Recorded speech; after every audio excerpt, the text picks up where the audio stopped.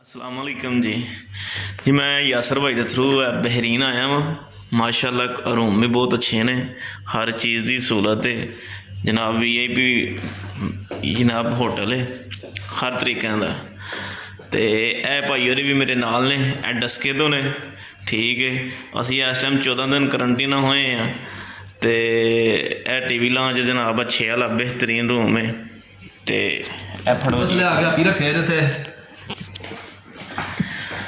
मैं जनाब मोहम्मद अली, मैं बहुत अच्छे तरीके के नाल बेहतरीन इतने जनाब सौदे बहरीन पहुँच गया वहाँ। अल्लाह की मेहरबानी 4-5 दिन हो गए ने।